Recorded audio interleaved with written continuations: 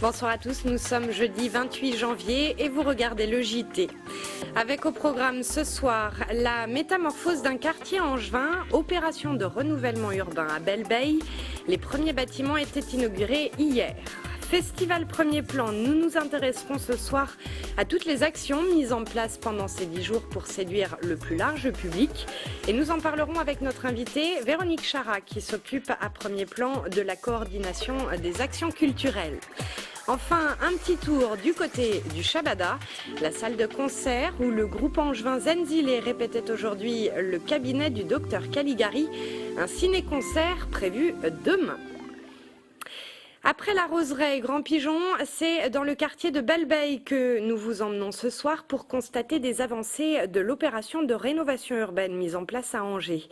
Hier, avenue Patton, avait lieu l'inauguration de 3 résidences flambant neuves, le Narval, le Beluga et la Licorne, qui, on peut le dire, ont apporté un certain changement dans le paysage. Reportage de Graziella Doni et Fabrice Gadon.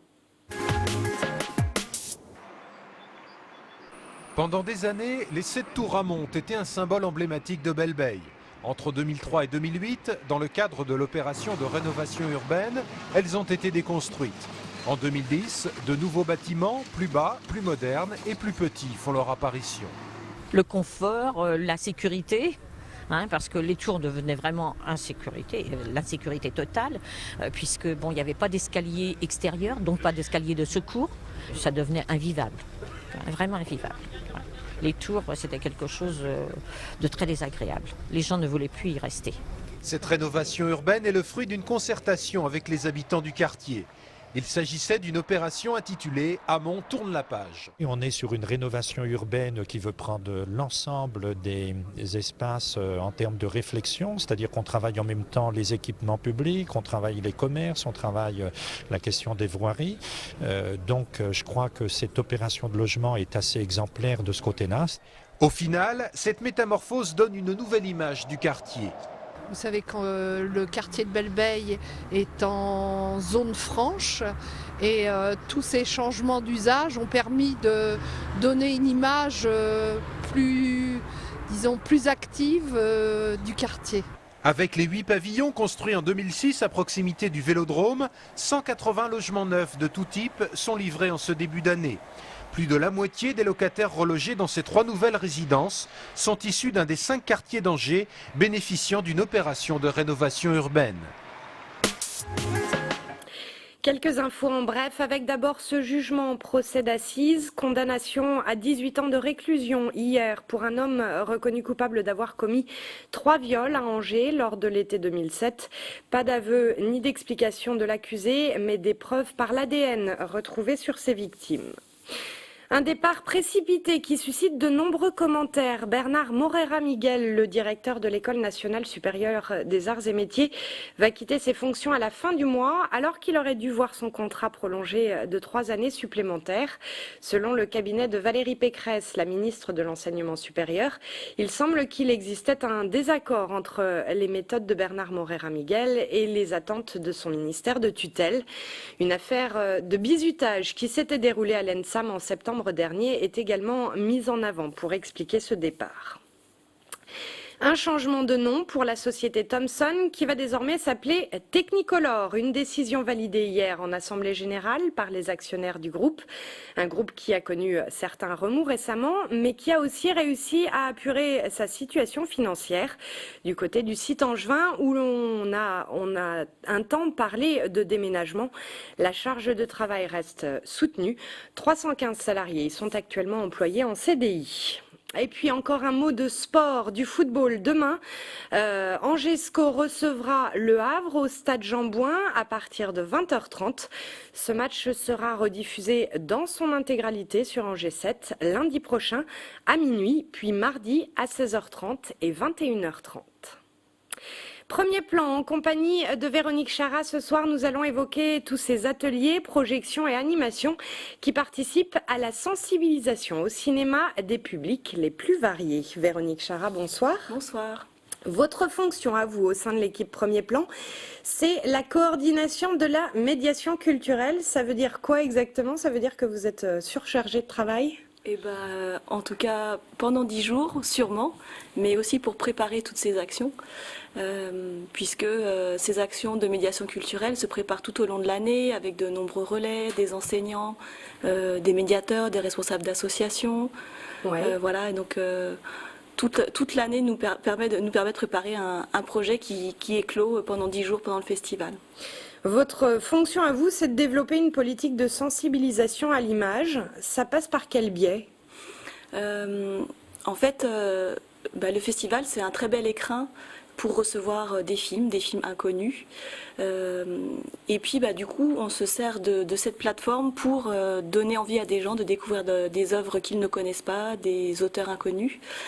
Et avec certains publics, comme les scolaires, mais les jeunes en général, les étudiants ou même des publics adultes, on essaye de tisser des parcours qui facilitent la découverte des œuvres et du festival. C'est ce que j'allais vous demander. Les scolaires, ils représentent une part énorme du public des projections de premier plan. C'est à peu près un tiers des entrées, 23 400 entrées en 2009. Comment est-ce que vous allez accompagner tous ces jeunes? Vous les mettez pas en salle de projection comme ça, sans les accompagner, je suppose? En fait, déjà, autant de scolaires dans notre festival, c'est une volonté depuis le début, depuis l'origine du festival, de laisser une large place aux jeunes publics, de contribuer à leur formation à l'image. Alors comment on fait pour les faire tous rentrer? Surtout on travaille beaucoup avec les enseignants. C'est eux qui sont maîtres de leurs projets pédagogiques et qui finalement s'emparent des propositions du festival pour construire leur démarche de formation de leurs élèves. Alors après, le festival, du coup, se met à leur écoute, travaille avec eux pour avoir des propositions qui correspondent à chaque tranche d'âge. C'est vrai que le public lycéen, naturellement, va s'intéresser aux propositions qu'on fait pour les publics en général. Du coup, on a un travail plus spécifique pour réfléchir à des propositions pour les plus jeunes et puis pour les collégiens. Là, on va parler des collégiens, parce que cette année, certains d'entre eux ont eu la joie d'être acteurs du festival. Il y a un nouvel atelier qui s'est monté grâce au soutien du Conseil général. Ça a été baptisé une journée particulière. Et ça permet aux jeunes gens d'apprendre à réaliser eux-mêmes un court-métrage. On va regarder le reportage d'Olivier Molia. Tu montes en mettant un pied de chaque côté. L'image, la lumière, le son, la réalisation ou encore la direction d'acteurs sont autant de notions que le festival Premier Plan propose de faire découvrir à des collégiens. Depuis lundi et pendant 5 jours, 300 élèves du Maine-et-Loire participent à un atelier cinéma au studio Bodinier à Angers. Plusieurs classes, 13 classes se succèdent durant toute la semaine pour tourner la même séquence qu'ils ont eue au mois de décembre et dont ils ont pensé la mise en scène en classe avec leurs enseignants. Lundi après-midi, c'est une classe de 4e du collège de Segré qui s'est mise à l'œuvre. Après s'être familiarisés avec le matériel, les collégiens ont réalisé le tournage de leur séquence. Sur le plateau, du matériel, un décor et 2 comédiens sont à disposition des cinéastes en herbe. Au départ, les animateurs de l'atelier sont présents pour guider les élèves. Mais petit à petit, ils s'effacent pour laisser la jeune équipe de tournage prendre les opérations en main. Ce qui les impressionne un petit peu, c'est de donner des ordres, de diriger les adultes, parce que c'est un peu un chamboulement pour eux aussi, d'avoir à nous dire si c'est bien ce qu'on fait ou pas bien, qu'est-ce qu'on peut faire pour améliorer les choses. Parce que c'est ça qu'on leur demande aussi, de donner de la matière aux comédiens pour faire progresser la scène, de voir qu'est-ce qui pourrait être amélioré, comment on pourrait le dire autrement. Pour ces collégiens, se retrouver de l'autre côté de l'écran n'est pas chose aisée. Ils ont pourtant l'habitude d'engloutir des heures de télévision quotidiennement, mais rarement l'occasion de comprendre le mécanisme de l'image. On vit dans un monde où l'image a une place prépondérante, donc leur permettre de décoder un petit peu l'image, c'est quelque chose d'essentiel à mon avis. Et puis pour la décoder, la fabriquer, c'est une des meilleures façons de la comprendre. En près de 3 heures, les élèves ont tourné 3 plans qui produiront une séquence d'environ 30 secondes. Leur travail doit maintenant être monté et il sera projeté à l'occasion du prochain festival Premier Plan. Alors cet atelier, c'est une façon d'impliquer les jeunes, mais vous avez plein d'autres moyens de les rendre acteurs du festival, hein. Et pas que les scolaires, il y a aussi les jeunes des quartiers d'Angers. Oui. C'est quand même des scolaires dans leur vie scolaire. Là, sur le temps où ils se retrouvent dans les maisons de quartier, on propose une opération qui s'appelle Reporter VIP, mais là ils sont VIP parce qu'ils font des ateliers vidéo, internet, photo et radio, accompagnés de leurs animateurs. Un moyen pour eux de s'emparer du festival, d'être acteurs du festival et aller à la rencontre des gens qui sont là-bas. Qui gravitent autour du truc. Ouais. Et puis il y a une nouveauté alors qui va faire super plaisir aux parents. Vous avez créé cette année un atelier Les Bambins sans bobine. On va voir des petites images pour accueillir les enfants de ceux qui voudraient aller au cinéma demain soir par exemple. Voilà, demain soir, donc vendredi soir, on propose aux parents d'aller au cinéma et pendant ce temps de nous déposer leurs enfants de 6 à 10 ans au centre des congrès et ce sera des animations autour d'une sensibilisation à la peur pour les jeunes enfants à travers du conte, de la lecture et de la fabrication de jeux optiques. Ouais, il est jamais trop tôt pour s'initier au cinéma. Ouais, il faut y aller. Il faut réserver ? Il faut réserver, c'est le 02 41 88 51 52, mais c'est gratuit. Oui, voilà. Merci beaucoup Véronique Chara d'être venue sur ce plateau et puis bonne fin de festival. Ouais. Merci. On finit avec des musiciens qui font eux aussi du cinéma, ceux du groupe angevin Zenzile. Ils donneront demain un ciné-concert au Shabada, une création musicale originale pour illustrer un film muet de 1919, Le cabinet du docteur Caligari de Robert Wiene. Cet après-midi, ils répétaient et demain, ils joueront à partir de 23h. Retrouvez un sujet complet demain soir dans Tout le monde dehors, notre émission culturelle.